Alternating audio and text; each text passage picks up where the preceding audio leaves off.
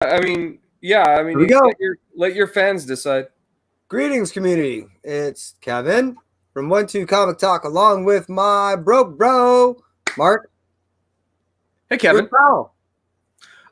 Right there. Hey, pal. Oh, I see the hand.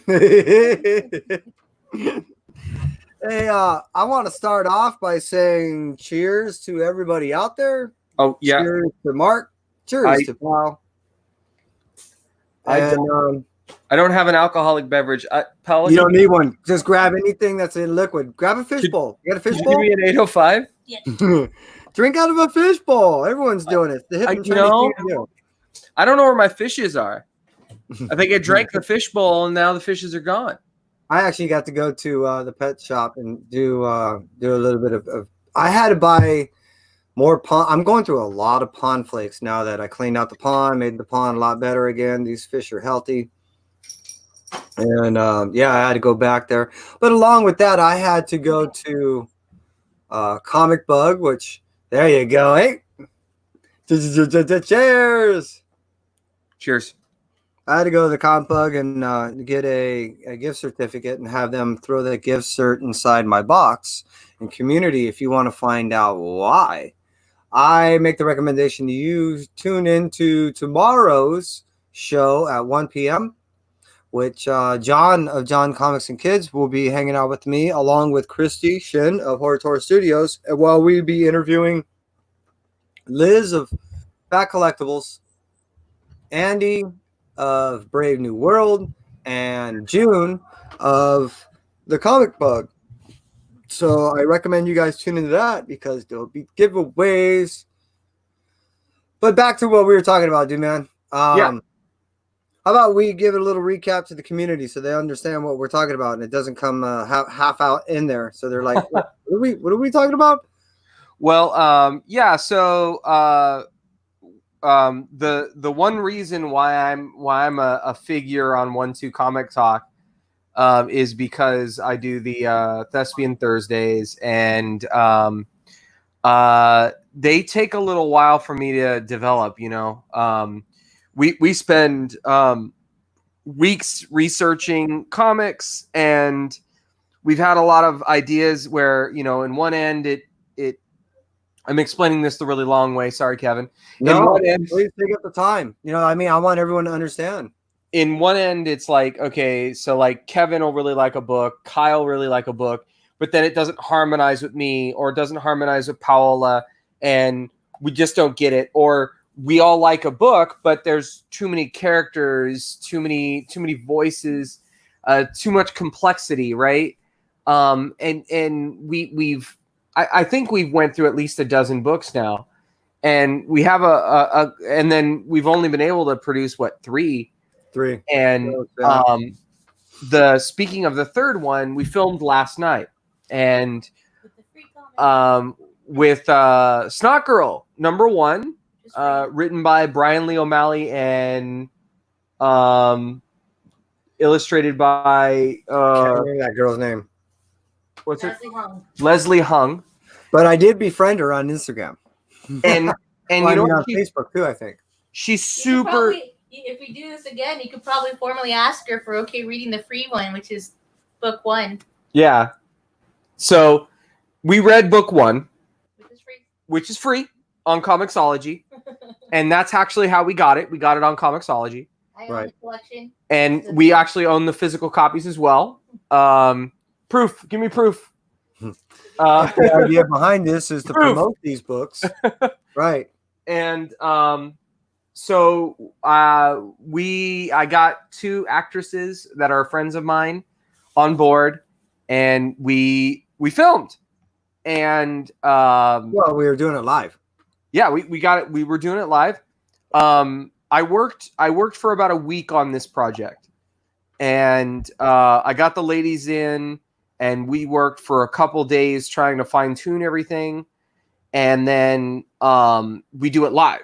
And live theater is difficult because your flaws follow you, so you have to be able to be flexible and learn how to do improv through those things. It's one of the hardest things that you can do. live theater is very difficult.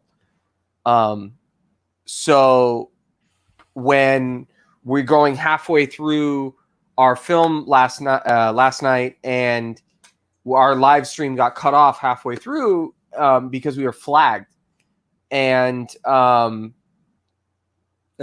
for unclear reasons. Yeah, and I guess I was a little disappointed. I still am. I've been thinking about it all day. It pretty much fucked me up. Yeah. You know, if there was the intention of an individual to maliciously and purposely disrupt a project that in turn was nothing more than, you know, an act of showing respect for the literature and for the piece, and to the best of the ability show it true honor by depicting it as best as possible. Right. And you know, that there is a little bit of protection under like the parody law. We're sort of doing our parody on this thing. But it's a story time. And if you look all over YouTube, people are doing story times and reading entire novels on YouTube. And so I didn't perceive anything that we were doing as something that could be in violation of copyright. And then one of the things that we do, Kevin and I and Kai, and Paola, is we choose books that are maybe indie, lesser known, or, you know, rather obscure in some regards. You know, either in type of context, or because of, you know, actual just sales. You know, if we're talking a monetary level or something. Yeah, and Snot Girl, you're not going to see this one. You're not going to see it everywhere. You know, you might see it in your LCS, and you're not seeing everybody pick it up. You know, it's Image, and you know, Image books are owned by the creators. That's still the case, right, Kev? Predominantly speaking, that I know of, yes. I don't know of anything other than. Yeah, I mean that I know of, yes, that's still true. Because that was the design philosophy of Image when they first opened, and actually you educated me on this one way back in the day. This is one of those historical pieces I remember you telling me when I was 10. Well, and you know, and coincidentally, this piece right here is a promo piece. And this actually kind of represents what you're talking about. You know, so this was, and it's actually signed, and this was one of those, you know, breakaway pieces for Image, you know, and so, you know, because it was an Image comic, I figured we were in the clear. So it became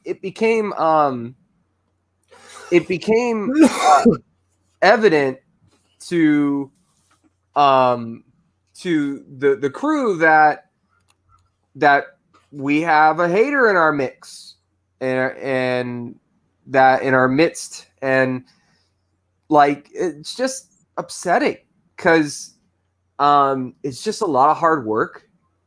You know, I didn't do as much hard work as I'm saying I'm doing, but the ladies did. They did a ton of work, and you can tell when you go back and watch it. It's evident. You could see half of what we did on YouTube right now. And you can go over there and watch it, and it's pretty darn good. Snot Girl's a great story, and if you can get to your, if you can contact your LCS, send them an email, say, hey, give me Snot Girl 1 through 3, or go to Comixology and purchase the books on there, or any app where you can get your comics, because it's a fun story, and especially if you are you know, I would say if you're a guy looking for superheroes, maybe this isn't the book for you, but you know, if you're anyone else, you're gonna love it, because you know, it's a story about being a person in today's society, about abusing drugs, right? At least that's in the first book, and Right. you know, and The context is relevant. The way it's written it's relevant to how many people talk, think of themselves, think of society. right. You know, And, and you know what? This is somebody who accidentally abuses a drug, you know, and doesn't realize that you can abuse this drug, and then the story turns into sort of a murder mystery, like a whodunit. In later issues, and then it evolves from there. It's upsetting that we put a lot of effort into it, and I'm hoping that your community or the community can let us know if well, a couple things. One, do they want to see Snot Girl in its entirety, Snot Girl #1 in its entirety, voice acted? Do they need to see it live? Would they prefer it like pre-recorded? And that's what we were talking about. Do we need to start pre-recording this and have it as a production thing? I love the feel and the reality that when it's performed live, much like when you go to a performance at a theater, there's something about that live effect. I love it.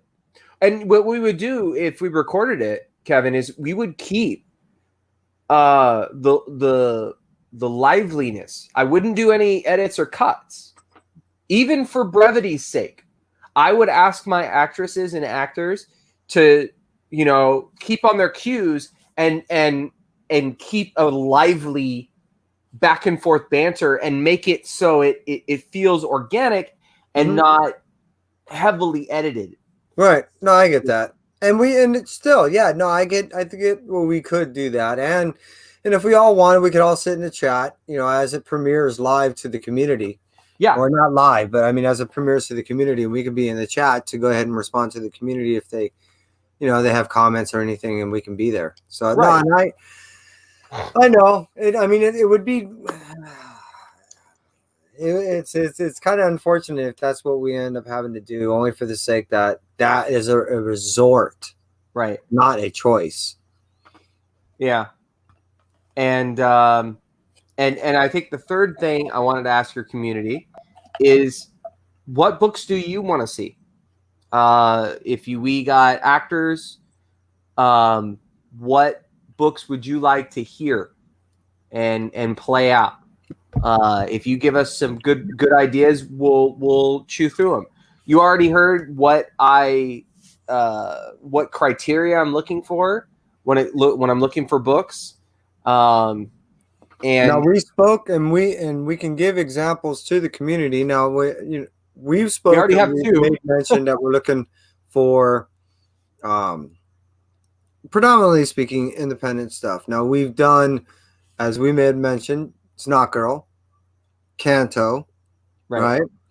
And Jim Henson, Storyteller, Ghosts. And the Storyteller. That would have been the one higher tier of Yeah. property rights that I would have thought. Last night, Paul and I were discussing that if any of the shows that we've done would hit a copyright claim, it'd probably be Jim Henson's Storyteller, Ghosts, because Jim Henson's owned by Disney, and Disney owns everything. And they make great movies. By the way, I go and watch them on day one. Right. No, and that's, again, that is the enigma behind everything, is the fact that what ended up transpiring was so. Again, I'm hoping it's nothing more than an anomaly. Anomaly. And I got my lips were freeing. Right. I'm already about halfway through this thing, and I made it strong. Anomaly is the word my friend Anna Molly was looking for. But yeah, I'm hoping for an anomaly as well. But we live in a society where being a troll or being a hater is socially acceptable, almost, where it's sort of the way you solve problems. And I'm a little upset by that, and I'm sorry that there's somebody out there that feels that they have that hate in their heart. Like you and I are like giving people. Like if you meet us in an LCS and we're picking up a book and it's the last one on the rack, and you're like, man, I really, really want that book. You and I are the type of people, I learned this from you and from Mom, that, give them the book. More books will come in the future. It's better to give and get those kudos than to, be selfish and ruin that person's night. You could make that person's day with just one simple, like, hey, you know what? I'll get it next week. You take it. Well, to, I guess, reinforce what you're saying and to, I guess, preach to the choir, I also want to address something in a sense of what an overall goal was set. I didn't tell this to the community, and I made mention in this video that I made last night, that 2.5 minute video, that this is how it is. I set a goal for ourselves as a show on TikTok, and I talked to Kai about this briefly, and it was this. Because of what was going on and what I've been wanting to do, and before the pandemic situation happened and all this lockdown stuff, I set a goal of trying to get a certain amount of artists and creators in a certain amount of time. Okay. I upped that amount because we got locked down. So this was my goal in 3 months. My goal in 3 months was this, and it started basically in February. So I've pretty much, not this interview, but next interview. Yeah. The Monday one? Well, no, the next Saturday. So not this Saturday interview I'm doing, which I'm actually doing 2 shows Saturday, but they both count, but you'll hear what I'm getting at. While including those 2 shows and the following Saturday, this was my goal. In 3 months, I wanted to do 15 artists and or creator interviews. And I don't mean just individuals, I mean it shows. Sure. In that time period, including by next weekend, 1-2 Comic Talk will have completed 15 interviews with artists and creators. That has never been done that I've seen by any show on YouTube. There's many people that have, just a few hundred subs all the way up to the thousands. I obligated ourselves to make sure that we achieve this goal. Yeah. The next thing I want to do is, being that we're in this situation, I've been hearing a lot of people just doing nothing more than make speculations or take certain things that they hear from certain people out of context. So to squash that, including tomorrow, there's a show that's happening at 1 p.m. where I invited 3 different comic shops that, Kai and I, we patron. I'm not even going to list them all. I do at times have listed. I will list them again when the signing events start happening and we start picking up books again. But we have so many numerous that what we wanted to do was kind of touch on what is one of our farthest north places that we go to, what is one of our farthest east places that we go to, and what is the closest place that we go to. And so we end up choosing these 3 points, kind of triangulating an area of our vicinity that as far as 50 miles out from one another, to try to give a feeling of what's happening in our area and how that kind of has a micro climate version of how you can create a model, what's going on in other places and or maybe in your place, or even nationally. So you're trying to basically do the state of LCSs in Southern California. Right. So to give the feel of what they've been going through, how they've been handling this, how they plan on reopening, and what's going to happen after. And then I wanted to get more than one place so you have more than one opinion, more than one perspective. So and allow other than that, allow these individuals to go ahead and, because they've been hurting like any other business, especially these are the community businesses, to be able to promote themselves, and so as we can go back to them and help them back out as a community, Right. and get these things going back on. This is where we play our games. This is where we read. Yeah. So.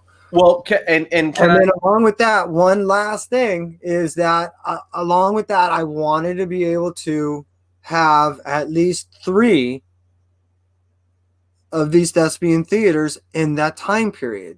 Yeah. That was the goal in these 3 months. And, I feel good with the fact that out of doing all this, not telling anybody, not promoting about, trying to get subs and stuff to say, look how selfish I am. I'm trying to do something for everyone. It wasn't a matter of that. It was a matter of actually waiting until the job was done and going, look, this was the goal. And unfortunately, in meeting towards the end of this goal, when we hit that finish line, someone threw a rock at us. Yeah. And we're a little disappointed because we're not doing this for us. We love you guys. We love doing this. It is a way, like any other artist, and creator, to express ourselves. Yeah. And the fact that, this transpired was kind of disappointing because it affects beyond the immediate what people thought it was going to affect. It went beyond that. And that's where I have the issue. So I'm sorry to predominantly hit the floor and steal it from everyone else, but I just had to express that I'm disappointed. You know what I mean? But I'm also thankful that between you and Pal setting everything up, even though it wasn't a completed performance, that was the 3rd performance. I've been rather diligent, and Kai and I have been able to set certain things up, even though he hasn't been with me on every show. He's been aiding with me on every show, and he's been guiding me on what we think is best. Because, again, I asked the community this to Steve keep me honest. See how many Kickstarters that we've done, and the way we're going to end on our 15th show is with a Kickstarter. So, I mean, we started our show with Christy Shin, which is our hey Ben. We started Christy Shin, which is our co-host, and we've been holding on since day one. And she started our show on a Kickstarter, and I've been promoting since day one. Yeah, and Christy's great. I've met her at cons. Right, and I want to do this 15th show to end it on a Kickstarter and say, look, this is how we began, this is how we ended, and this is the amount that we did. If I recall, I think this would be the 4th one, I believe, that we'll hit. That I can, if I don't include necessarily even Garrett Gunn, but if I include him, this would be the 5th one, and that's what I want to do is make it 1/3 Kickstarter, 1/3 regular. People that I kind of really love as far as their art and writing, and then because there's some people that are just known, they don't need the help, and then 5 people. I believe deserve certain recognitions for what they do, and people like Richard Fairgray and Cena, I believe are those type of people to me that represent that all encapsulating type of people. You too, Christy, I don't know where you're at, but they might see it. But what I wanted to say, really complimenting my local LCS, the Comic Bug. I wanted to say that it was really great. They've been really great to us, because they're still getting some shipments in, right? Some books have stopped because of the distributors. Some distributors have shut down, right? But it's some of the books that we had. Our comic book owner, our Comic Bug, they contacted us, and through social media, and they say, "Hey, we're sitting on your books. Do you want them?" And we were like, "Yeah, heck yeah!" And they were like, "Cool. Well, PayPal us this. Here's the amount that we would charge you." And so we PayPal'd them that, and then they mailed us. I don't even. Did they charge us for the shipping? Nope. They didn't charge us for the shipping. And they mailed us our books, I And think as long as you beat out $25, they'll make it free shipping, which is Yeah. that's rad. That means Oh. they're taking a 20% loss there. and we did, because one of the books that I got, and I think I told you about this last night, was a big old knee breaker MFer. It's I'm really into this manga, this Japanese manga called Berserk, and I've been reading it for like 10 years. And I would suggest Berserk for anybody who likes medieval like combat stuff. You like medieval combat stuff? Pick up Berserk. You can buy it on an LCS right now.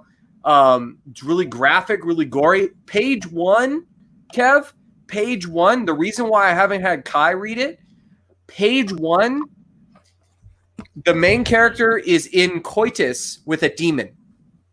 Awesome. And I'm not going to say the real thing that I want to say because, that would flag Sure. your. No, it doesn't. No, it doesn't. That's the thing is you can fucking cuss, you can do all kinds of shit, and there's no normal problem. Yeah, no copyright violation here. But I mean, I don't know. That's why again, it's just odd. It's really odd. is. It's upsetting. But I really like Berserk, and they have this collections that are coming out of Berserk, and it's a long story. Like I said, I've been reading it for 10 years, and it's been going on since 1989. Well, and I have that. I have that original. I think I might even have two copies of issue 1 and 2. Really Yeah, with a copy of issue 3, I believe. Yeah. interesting. I got these big, and if Paolo wants to run and grab it, Yes. it's a big, thick, hardback book. And Japanese manga, for anybody who's a comic book guy, like I'll forgive me to explaining this. Oh, but you know what? Let me see what I got. You get what you got. You keep explaining. I'm gonna see what my Berserk is. Well, you know what? I got my. No, let me see. Japanese manga rarely comes in hardback. They rarely put them in collections. They rarely do that. You got to reach like gold status to get there. And they put this guy on massive hardback. Like this is like heavy. This is like heavy. Hardback, hardcover, leather bound hardcover. And come on. Like I love the red and black aesthetic. But of course, it's like any Japanese manga. Your main character has to have a sword that's way too big.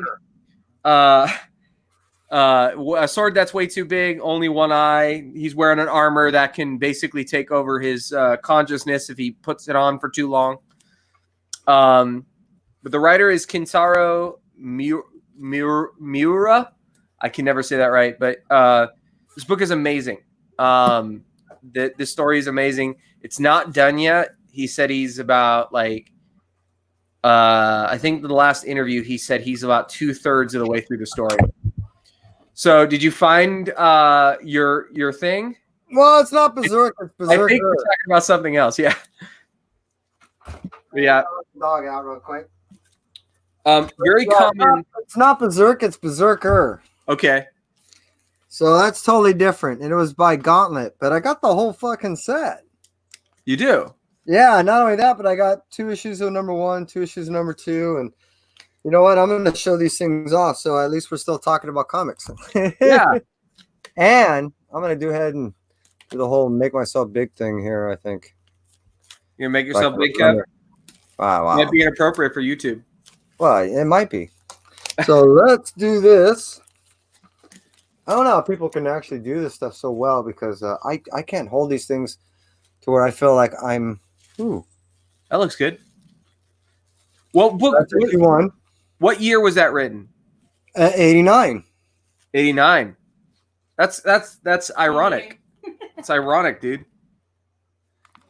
That's issue 2. It kind of looks like Savage Dragon. And then In that what I one. recall is it's like a mech thing. Yeah, it was pretty gnarly, man. It was a gnarly comic book series. Yeah, he's definitely a mechy thing. And yeah, when he goes into berserker mode, he just starts ripping shit apart. It's pretty cool. Yeah, one's a good one to show. Yeah, so like this one, I just realized that book 4. And by the way, I paid like $50 for this, so the shipping paid for itself. It comes with any of those good leather bound books, they have a bookmark on them. Like that's a sign of like a really well made book, is they got that bookmark ribbon already in it. But I wanted to show you this this panel here. This 2-page panel. This is one of my favorite parts in the manga. It's actually the moment where the book gets fantasy. So like it's like a medieval, like dark fantasy, and then it turns into like this, like there's demons and there's fairies, there's trolls. Ooh, I like mid Earth type stuff. I like that fantasy shit. Yeah, but it doesn't do that until this one point. And then like one of the main characters up to that point gets told that he's going to have to make a choice. Now the main character's name is Guts. Named my cat after him. And his nickname is the Black Swordsman.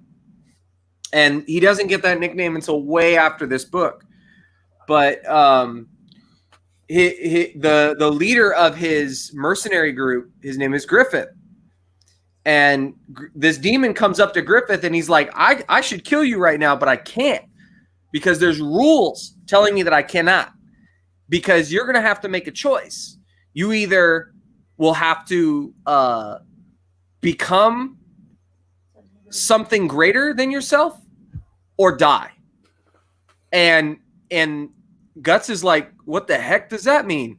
And Griffith's like, I don't know. And then the demon just fucks himself off. He just goes, just disappears. And that's like the first demon you meet in the freaking book. And then after that, it's like a steamroll. Like, so that all happens within what, first 2-3 pages?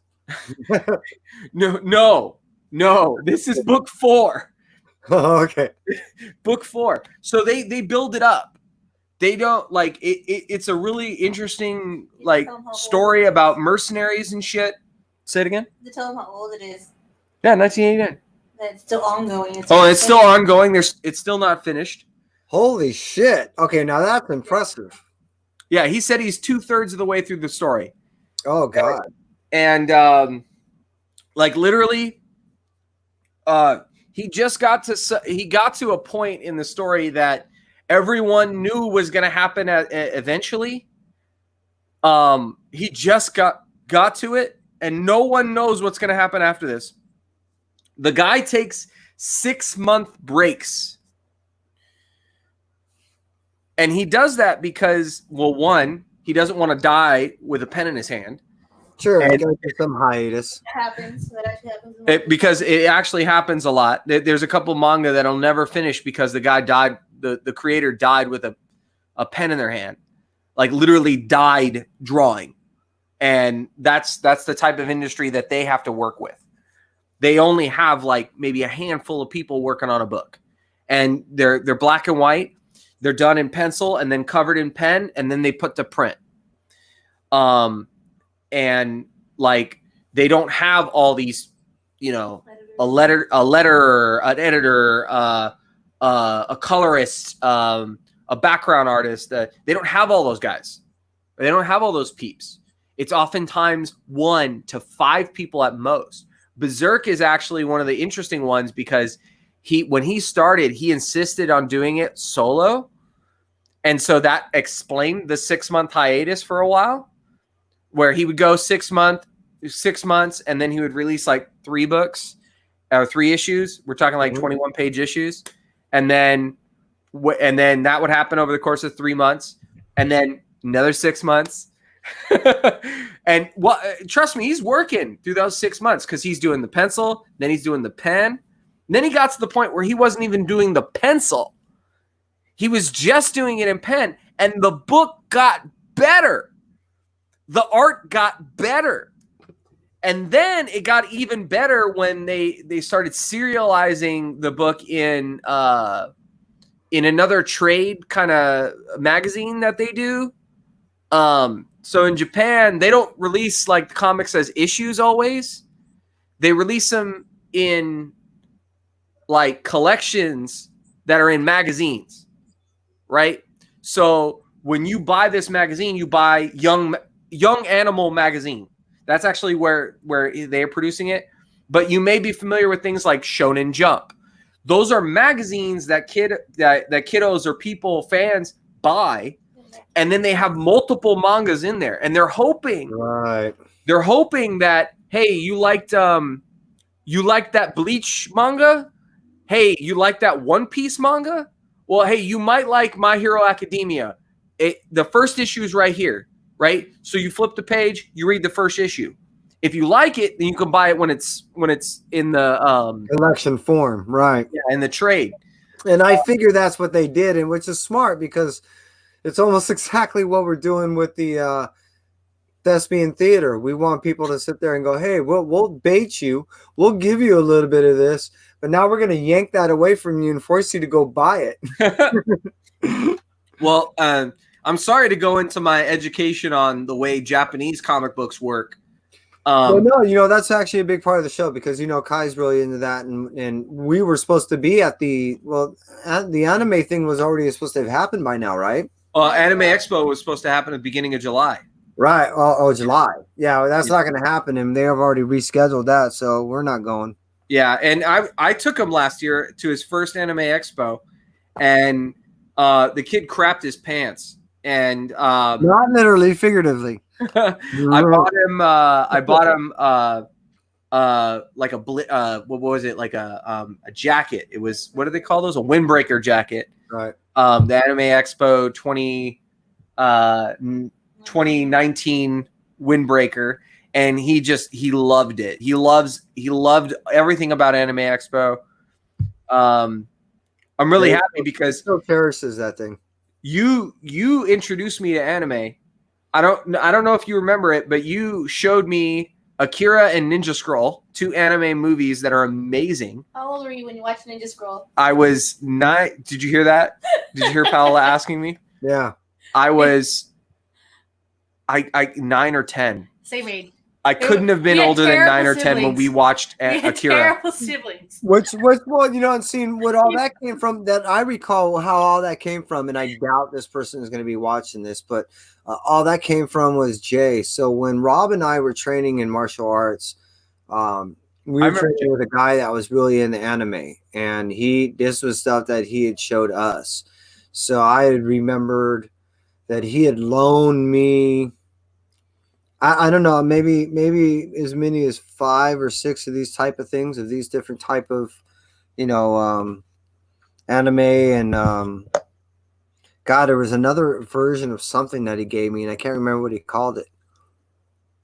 But yeah, I was digging it. I was really digging that shit at the time. So that was back in 95. Got to be older than that, man. Oh wait, no, 95. No, it would be 95. It would be 95 or 90. No, I think it was like around, I think he first turned me on to this shit in around July of 95. And then I think around 97 is when he ended up giving me some of these old school Japanese films, meaning films that were from around the 20s, and there were true samurai films that were there were documented pieces that were kept and were, I guess, just grabbed from various archives and thrown in. And he was trying to gather as many as he could. Mm-hmm. Somebody was taking these things and they were tying them in. And I don't remember where he got them, and I don't know where they're at now, but they were tying them into like an animation thing. So what they were doing is they were taking these sequences, and you can see that the the actual real footage of shit was broken up, and the animation would take over and kind of fill in certain gaps, and it would go back and forth from sequences to tell a tale. Like Tom, Right. His comment. Well, one of the things that I just recently watched, and I'm in my mid frickin' 30s, and I just watched it, was Akira Kurosawa's Seven Samurai, and I think it's like 3 hours. It was intense, man. Like, we're talking like this was done in the 40s, in the 50s, 40s, black and white, and we saw it with the dub, and it's a masterpiece, man. I mean, it like there's movies that I would say that are better today, only because we have like the skill to make it better. Sure. We have like all the techniques and shit. Or technology, but as far as acting, Yeah, the acting, the set work, man, the set work in Seven Samurai is crazy. Considering what they had to work with, I was like, man, dude, like they and it apparently goes to show you though is back in the money. day they didn't mind spending money on art, so they weren't minding spending money on some of the backdrops, some of the sets. Whereas today, they're going to be like, hey, throw up a green screen and right when they can't make a set, they're going to say throw in a green screen. But if you look at movies like Avengers Endgame or Infinity War, those aren't always 100% green screen. Like sometimes it's like, okay, so this is an actual set piece. you're actually better off with a lot more Hobbit type stuff to make a better comparison, because you got places where they're building true sets that are still standing today on top of mountaintops. You know what I mean? So Oh yeah, they wanted to capture some real shit, and they didn't want to be all digital. So it was easier for them to maintain a continuity of a feel for all the actors for the duration of time, to go ahead and build these sets and just slightly alter them and get different angles to be able to give you a truer feel of what's the landscape is truly giving you. Because as you well know, especially in the area that they're at, you have these geography, topography, and micro climates that allowed them to be able to capture a lot of stuff. So it was better to them to act in those type of conditions than to try to simulate it and go, hey, you remember how you were there? No, but I can feel it because it was fucking yesterday. Well, and to add on to your point, like an actor, in order to maintain verisimilitude and to actually like be good, you have to be in the moment, and it's hard to be in the moment when you're talking to a floating tennis ball that will end up becoming, a character later on. Right. I can't emote to a tennis ball. Like I have a hard time doing that. Like good actors can, because they can stay in the moment and they can internalize what's actually happening and then do it. But some people, they need to see a face there. They need to. Not only that, but I mean, truly, the person's not going to really be affected the same way by a tennis ball as they would by a true 100-foot dragon. No, there is no true 100-foot dragon. But at the same point, you're not going to get a real true feeling of opening up a 10-foot door in a green screen, as you can really see someone kind of move a 10-foot door if it's real. Right. Oh yeah. You can't fake that, That's hard.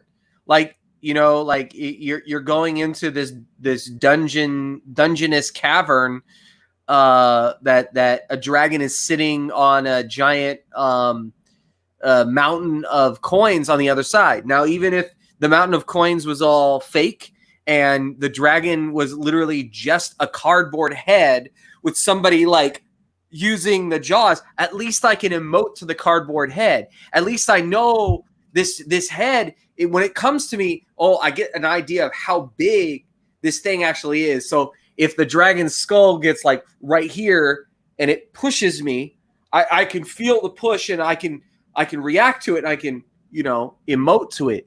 If I have to pretend that the dragon's pushing me, acting is kind of pretend, but it's not always pretend. Yeah, if it's nice to have some real life inspiration as opposed to always trying to use your imagination to go, this is going to carry me through the whole film. I have nothing to really play off of. Right. So in all of my acting training, one of the number one things that they always say is acting is reacting. So, you're not necessarily just delivering your lines. You're listening to what the person's saying and you're reacting to what they're saying in the moment. Sure. So, like, I'm not just ignoring what you're saying. I'm actually ignoring what I'm saying because I'm paying attention to you. And I'm only going to insert something when I have something to say, even though you have the next line. I do not. You don't? No, not right now. Whose line is it anyway? Exactly. I was thinking the same fucking thing. I was trying to see who's around and because I was seeing if June was going to still jump on. I was seeing if Fat Collectibles was still on, which they're not. Okay. And you'll see them tomorrow, right? Well, yeah, no, and I was just seeing because they both June and Liz seemingly had concerns about how to utilize. They thought they might have to like download an app or something like that. I said no, you just toss it in the URL and you could. They're like, really? So it's just something different. Not everyone's familiar with StreamYard, so and I told them, hey, look, you can jump on just for a moment, even hang out in the background. I'll wave, and once you wave, that's an acknowledgement if you know how it works, and we'll go from here tomorrow. Yeah, but your setup isn't too difficult at all. I always have a hard time with it because you send me the link sometime on Instagram. Right. Instagram doesn't always let you copy URLs, so I have to like type it out. and I do that more times than not, as I actually type it out. And I don't, I figure if someone is technically non-advanced as I have the ability to do so, then I figure, most individuals can. They can sit there and say, oh, well, if I can just take this address and put it here, I should have maybe a shot. Yeah. Well, yeah, I'm good with my drink. If you're good with your drink, I think this is a good place to call it. I am. And I'm happy that you invited me and that we could just talk out what happened yesterday. And I'm really happy that the people who did see it have seen it, enjoyed it. From your fans that you posted their comment. Yeah, as it appears, everyone that had witnessed it, other than the one individual that had thrown a thumbs down on there, who did not leave a comment, loved it. I get the impression the only thing that was a disappointment to individuals, hey, Cap, was the fact that it wasn't completed. So, I mean, through no fault of ours, I apologize, but hopefully next time, which we've been talking about some things, and some things that we may mention was Aggretsuko.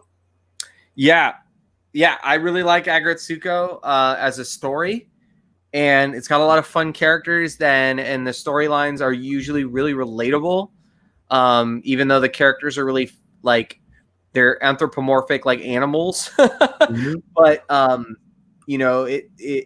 these people are in like an office and they're just dealing with very human problems. And then the entire background of the story deals with a person who loves to karaoke heavy metal music.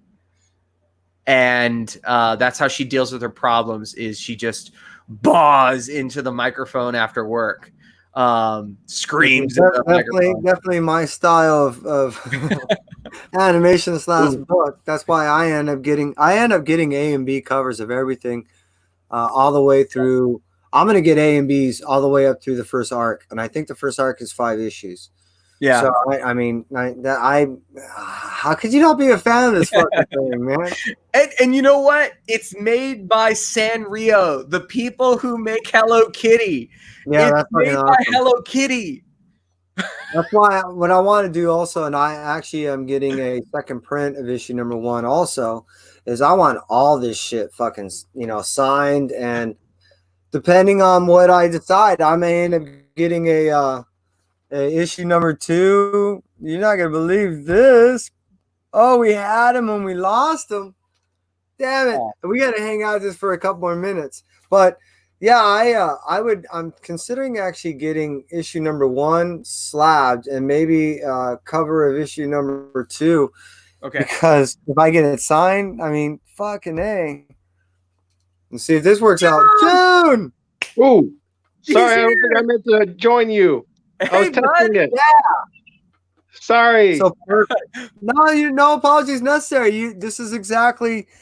So this is one of the reasons why I wanted to jump on tonight. Is anybody that may not have been familiar with how to get on for tomorrow's show can go ahead and opportunity to get on now and get familiar with how to jump on here.